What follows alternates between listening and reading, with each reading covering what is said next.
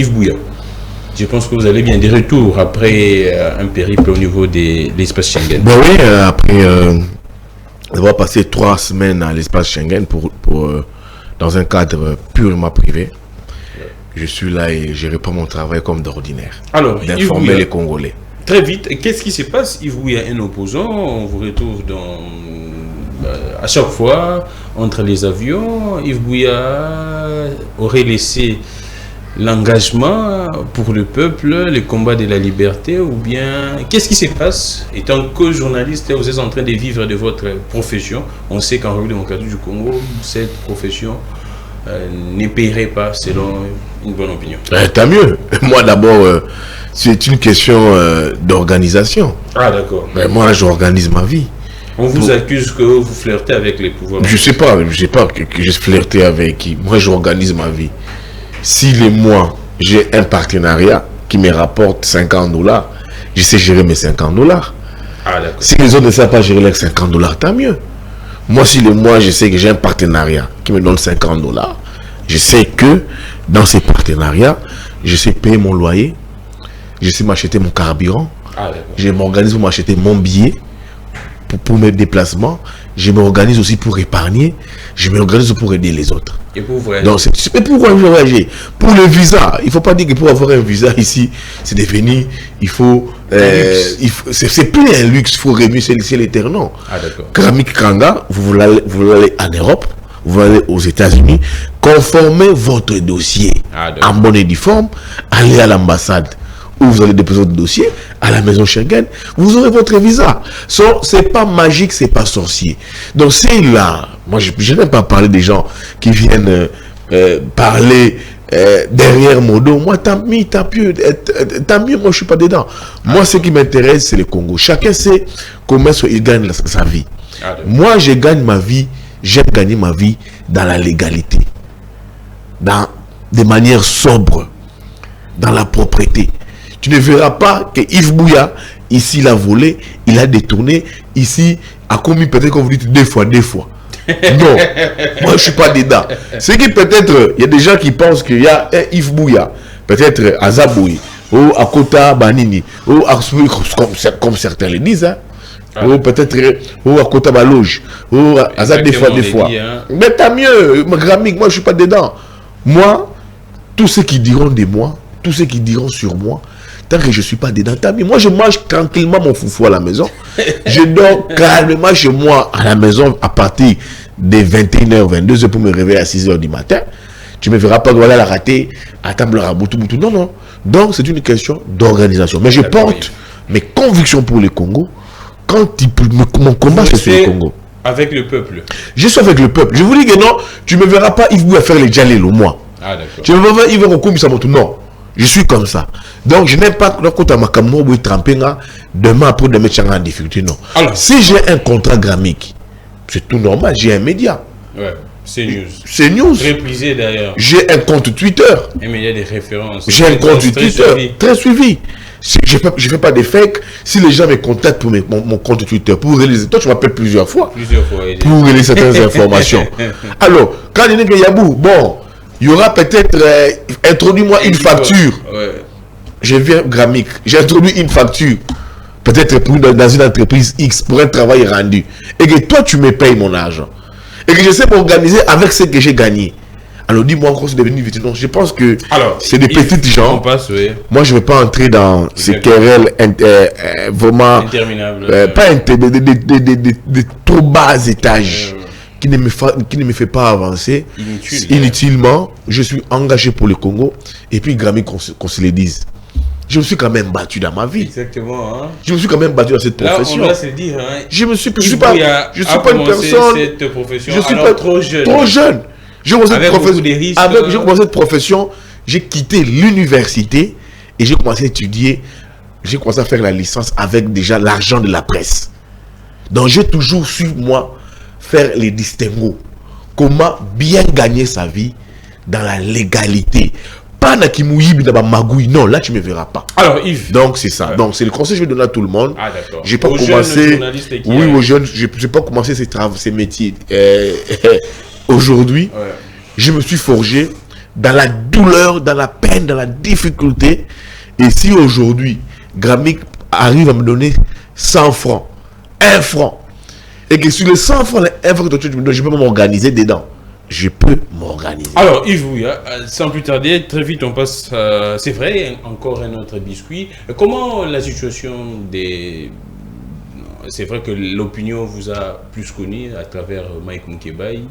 Comment sa situation? Non, pour Mike Moukebaï, c'est triste et pénible.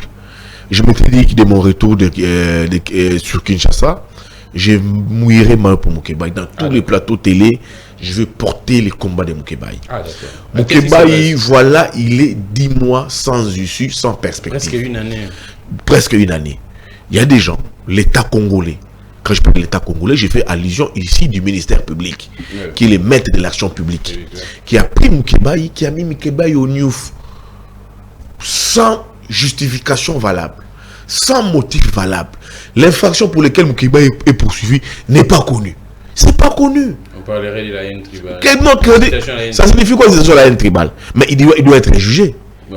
Si c'est une infraction, il doit être, son sort doit être connu. Jusqu'à présent, il doit être connu. C'est là où j'ai dit, si l'État, le ministère public, qui veut pendre Moukebaï, n'a qu'à les pendre.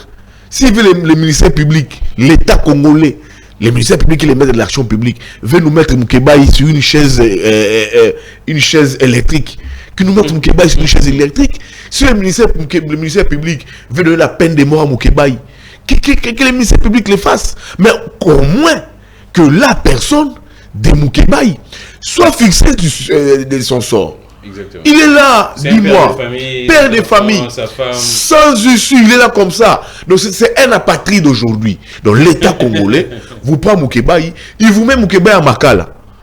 Il vous dit, donc tu restes là. Mais dites-nous, Moukebaï veut être fixé. Aïba Sornaï, Asalinini, Abominani, Aïbi Mosulanani, qu'est-ce qu'il a fait? Ah, ça va même procès, même pas un procès en chambre foraine. Et ça l'était le Comoroté.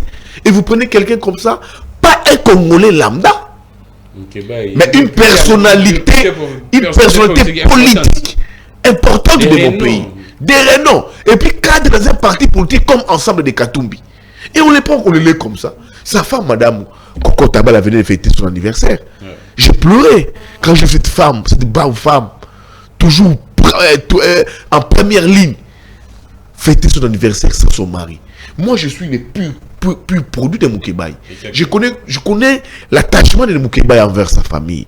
Les rares des fois, j'ai fêté des anniversaires chez lui à la maison.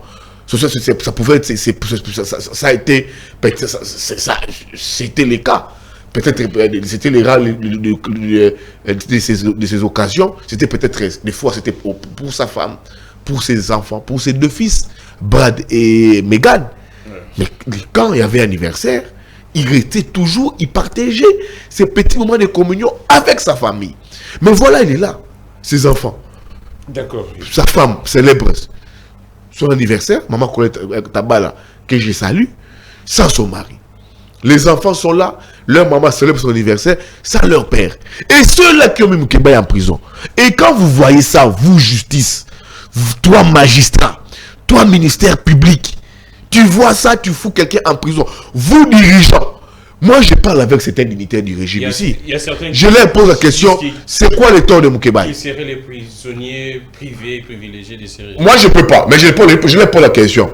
Certains classiques du régime ici. Je leur pose la question, c'est quoi le tort de Moukebaï? Ils me disent, non, Moukebaï, parce que c'est un Moulouba, il combat le régime de Balouba. Oh. Mais oui, c'est un classique du régime. C'est ce qu'ils me disent. Est-ce que c'est ça normal? Donc pour ça, parce qu'il est Moulouba. Moi, je ne dis pas que c'est un régime de Balouba, mais je rapporte une information de ce que je tire de certains classiques du régime. Donc avant le Nouana, est-ce que c'est ça un pays? C'est devenu un vrai règlement de compte. La place de Moukebaï n'est pas à Makala, sa place est avec nous. Merci beaucoup. Sa place dans la société congolaise. Sa place c'est avec son parti politique ensemble. Sa place c'est au côté de Katumbi, c'est au côté de sa femme, c'est au côté de ses enfants, c'est au côté de la société, c'est battre pour les valeurs républicaines. Merci non, beaucoup. on peut pas, on comme ça, Mukeba été, le coup là. Non, bon, big dans le baba. On m'a dit on s'est amis, bon ça quand yango, asa quand même mutu. Beaucoup ça dans autres mutu, bon monté. Bozuye, non, comme le coup, bon ni comme Bill Clinton disait, bon on y on s'est amis, bon ça quand yango donc Mukeba a comme un objet. Oh il faut ça quand yango. Si bon chama dans makala, il faut besoin de Mukeba inde a commis Georges Ballon d'essai. Pour lui que non, il y a des gens en prison. Non, cette république-là doit arrêter. Merci beaucoup. C'est des règlements de comptes, c'est des républiques basées sur des tribus, c'est des républiques basées sur des humains, c'est des républiques où tu vois des juges qui répondent au bon vouloir des puissants, qu'il faut mettre en prison. Maintenant, les ministères publics qui s'étaient empressés de nous juger Mukeba en procédure de flagrance. Où en sommes-nous? Ces gens qui ont arrêté Mukeba dans une grande crisère blanche, devant chez lui à 18h. Et on l'a même menacé, tabassé dans sa jeep, d'après ses avocats, dans la jeep qu'il expédiait vers, je pense, l'année ou le casier judiciaire. Où en sommes-nous? C'est pas possible. Cette république doit finir. C'est là où je dis, je porterai les combats de Mukeba jusqu'à sa libération. Alors, d'un dossier à un autre, on prend Salomon Kalonda. Moi, j'ai vu la vidéo. Moi, ça m'avait interpellé. Et j'étais, je ne sais pas, moi je vous remercie. C'était une première vidéo.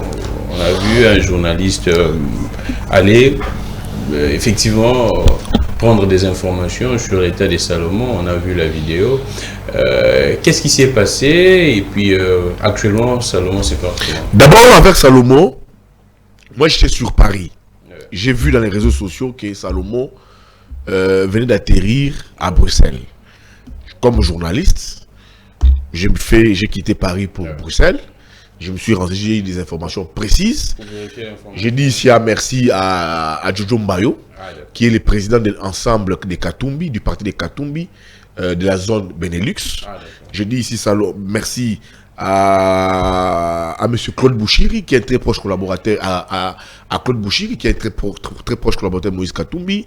Merci à Don Piro à l'Italia, aussi très proche collaborateur, je pense, l'émission de Moïse Katumbi, qui m'ont permis de rencontrer Salomon Escadela parce que l'hôpital ne voulait pas des visites. La seule personne qui était autorisée à voir Salomon Escadela, c'était sa famille. Quand je parle de sa famille, c'était que sa femme. À la limite, oui, parce que les carrés restreints avaient décidé que même les enfants ne puissent pas voir leur père parce que son état était critique. J'ai vu un Salomon Escadela très malade, dans un état très puté et catastrophique. Mais Dieu merci, j'ai parlé avec les médecins, c'est le personnel, les médecins, les personnels soignants. Ils m'ont dit que si on donnait